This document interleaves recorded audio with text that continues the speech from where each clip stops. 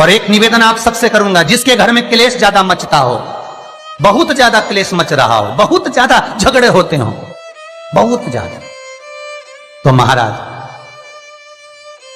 शंकर भगवान पर थोड़ा सा चावल एक कटोरी में गला लो, थोड़ा सा चावल गलाओ, गलाकर उसको पीस लो, पीस कर उस चावल में थोड़ा सा चंदन, थोड़ी सी हल्दी डाल लो, उसका उपटन तैयार करो।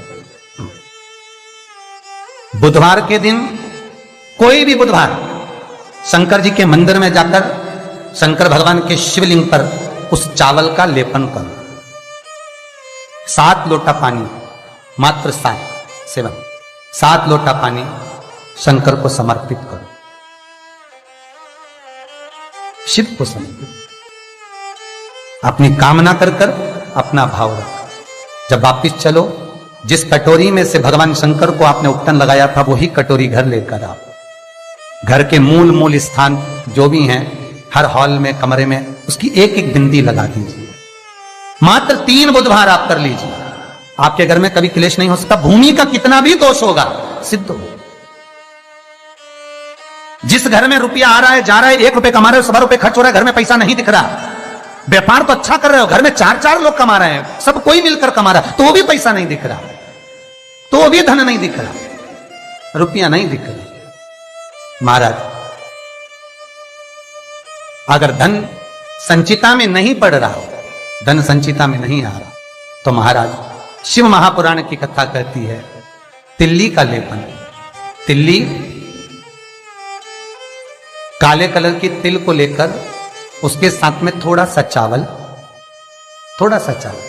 और हमारे यहां चावल के साथ में चावल की धान आती है, आपको बाजार में मिल जाएगी चावल की धान, जिसको जौ का भाग अलग हो जाता है, जौ गेहूं की हो जाती है, पर चावल की धान कहते हैं उसको। इन तीनों को एक कटोरी में रख लो, तीनों को पानी में गलाना नहीं है, बस कटोरी में रख लो। महाराज, दरवाजे के नजदीक में, जब दरवाजे से अपन बाहर निकलते हैं तो उल्टे भाग में उसको रख दिया जाए। घर से 1 लोटा पानी जिसमें कच्चा दूध मिला हो, वो कटोरी शनिवार के दिन रखकर, रविवार को उठाकर ले जाकर कलश नीचे रखकर, सीधे हाथ में कटोरी रखकर शंकर जी को समर्पित कर दो। जल चढ़ा दीजिए। बाबा भोलेनाथ के जो चरण पादुका है, उस पादुका में वही तिल्ली, वही चावल का भात, वही जौ, जो आप चावल का धान बोलेंगे, धान, उसको लेकर दोनों भाग पर समर्पित कर दो। आते समय वो दोनों भाग पर चढ़ी हुई तीनों चीजें उठाकर लेकर आ जाइए। दुकान में, व्यापार में, व्यवसाय वाली जगह पर उसको रख दीजिए। कभी जिंदगी में संपदा कम नहीं होगी, संपदा बढ़ेगी। 3 रविवार आपको करना है सुख की प्राप्ति के लिए, ये भूमि के दोष को मिटाने के लिए। आपको कथा में पहले भी कहा था, बार, नक्षत्र, समय, घड़ी, पल, दिन, ये जितने भी बनाए हैं मेरे महादेव ने बनाए, मेरे शंकर ने निर्मित किए। एक एक पल, एक एक घड़ी, एक एक क्षण शिव बनाता। 4 महीने चतुर्मास के भगवान विष्णु देव सोनी एकादशी पर जब सोने जाते हैं, तो भगवान शंकर को बुलाकर कहते हैं, ये 4 महीने जितना दान, पुण्य, सत्कर्म, संकीर्तन, भजन, कीर्तन जो होगा शंकर, ये मैं नहीं करा सकता, तुम करा सकते। इसलिए चतुर्मास की शुरुआत ही श्रावण से, इसलिए चतुर्मास की शुरुआत ही श्रावण से। शंकर कहते हैं, पहले जल में चढ़वाता हूं, पहले मैं भजन करवाता हूं, स्मरण करवाता हूं, कीर्तन करवाता हूं, जितना भजन, दान, पुण्य, स्मरण, नाम, कीर्तन जो होगा चतुर्मास के अंतर्गत, वो सब देवभाग को प्राप्त होगा।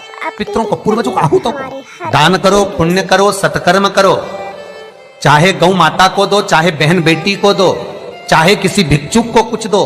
उस समय तुम्हारे चेहरे पर सल नहीं होना चाहिए, उस समय तुम्हारे चेहरे पर, तुम्हारी नैनों में अश्रु नहीं होना चाहिए, उस समय तुम्हारे चेहरे पर प्रसन्नता होना चाहिए। घर पर बहन बेटी आ जाए, और बहन बेटी राखी बांधने आई, बहन बेटी तीज त्योहार पर आई, और तुमने एक साड़ी दी, या 500 रुपए दिए, या 1000 रुपए दिए, या 2000 रुपए दिए, और भाभी का मुंह भगोने जैसा हो गया, चेहरा उतरा हुआ। भाई राखी बंधवाने बैठा तो पहले जेब में अंदर से जाकर पत्नी से पूछकर आया, इसको 500 देना है कि 300 देना है। राखी बंधवाने से पहले, पांटे पर बैठने से पहले, आसन पर बैठने से पहले सोफे पर बैठने से पहले जब भाई राखी बंधवाने बैठता है तो पहले अंदर जाकर अपनी धर्मपत्नी से पूछता कितना देना है। क्यों भैया, कमा तू रहा है, ला तू रहा है, तो फिर धर्मपत्नी से क्यों पूछा कि कितना देना है? पत्नी को यह कहना था आज मेरा मन है, बहन साल भर से नहीं आई, कुछ तो लॉकडाउन में 4 महीने से फोन तक पे बात ही बात होती रही, आई नहीं, 1 साल हो गया, मेरा मन कर रहा है आज मेरी बहन को मैं 2000 रुपए दे दूं, साड़ी के भी हो जाएंगे, चूड़ी के भी हो जाएंगे और देना हो जाएगा, आज मेरा मन कर रहा है। तुम्हें बोलना चाहिए, तुम्हें बताना चाहिए। और अगर पत्नी को कहे पति कि तुम 2000 रुपए दे रहे हो तो धर्म पत्नी का फर्ज है, धर्म पत्नी का फर्ज है, क्योंकि तुम भी किसी की बहन हो, तुम भी किसी की बेटी हो, तुम्हारा फर्ज है कि तुम अपने पति को कहो सुनो 2100 दो, मना नहीं है, 500 रुपए अलग से चूड़ी के दे दो, 500 रुपए अलग से बहन बेटी आई है तो गाड़ी का किराया दे दो। ये जब धर्म पत्नी अपने पति को कहेगी, पति के चेहरे पर प्रसन्नता होगी। मुझे उम्मीद है आज आप अपनी ननंद को दे रहे हो तो आप जब अपने मायके जाओगे तो आपकी भी भाभी इतना ही सम्मान देगी। क्यों? एक उंगली जो हम किसी पर उठाते हैं तो ये 3 उंगलियां हमारी ओर जाती है। हम एक के लिए अगर व्यवस्था करते हैं तो कहीं ना कहीं आपकी व्यवस्था भी पूर्णता में हो पाती है। आपकी व्यवस्था, आपका भाव, आपका आनंद, आप किसी के लिए अगर समर्पित हो रहे हो, आप किसी के लिए समर्पण कर रहे हो, आप किसी के लिए अग्रण्य हो रहे हो तो वहां से पूर्णता का अग्रण्य का भाव तुमको भी प्राप्त होगा।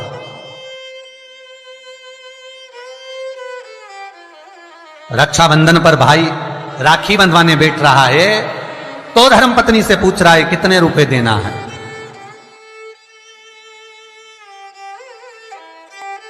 प्राण छूटने के बाद भगवान विष्णु लक्ष्मी से पूछे बता इसको नरक भेजू कि स्वर्ग? अरे बोलो तो रे भाई, भगवान विष्णु अगर अपनी पत्नी से राय ले तो, भोलेनाथ देने से पहले पार्वती से राय ले तो, इंद्र कार्य संभालने से पहले इंद्राणी से राय ले तो, ब्रह्मा ब्रह्माणी से राय ले तो, नहीं नहीं। अगर यमराज अपनी धर्मपत्नी दक्षिण से पूछे, ए दक्षिणा तू बता कि ये जो मरा है इसको मैं स्वर्ग भेजूं कि नर? तो सबसे ज्यादा अगर दक्षिणा देवी बोलेगी तो एक ही बात बोलेगी यमराज की पत्नी, एक काम करिए इसको नरक भेज दो। क्यों? क्योंकि ये कभी दक्षिण मुख कर कोई काम ही नहीं करा।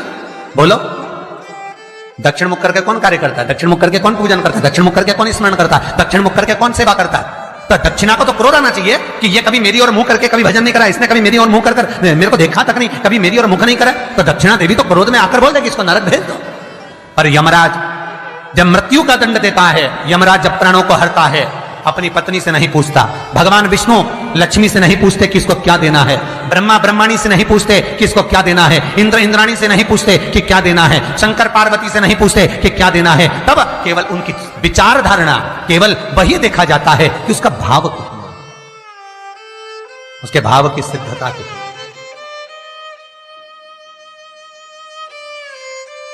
पर आज का जमाना है, बहन जैसे ही आई राखी बांधने, भैया चलो बैठो पाटे पे, अंदर अभी आया, अंदर गया, कितने देना?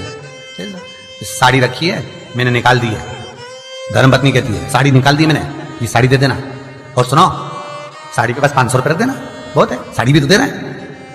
और ये तूने जो अपनी ननद के साथ करा, अब तू अपने मायके जा और तेरी भाभी तेरे साथ करे तो तुझे कैसा लगेगा? 3 को देने से कभी नहीं घटता, शिव महापुराण की कथा कहती है। पहला बहन बेटी को देने से, दूसरा गौ माता को देने से, तीसरा संत ब्राह्मण को देने से कभी नहीं घटता महाराज। बढ़ेगा, घटेगा नहीं।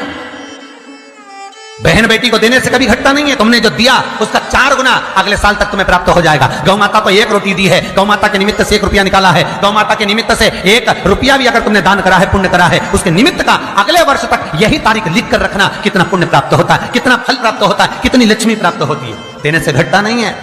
तीसरा, संत ब्राह्मण को देने से कभी घटता नहीं है। आपने जो दिया उसका 1000 गुना आपको प्राप्त हो जाता है, 1000 गुना। श्री शिवाय नमस्तुभ्यं, श्री सब्सक्राइब करें शिवाय चैनल वास्तु फैक्ट। नमस्तुभ्यं बेल आइकन दबाएं ताकि आप श्री अपडेट रहें हमारे हर शिवाय वीडियो से। नमस्तुभ्यं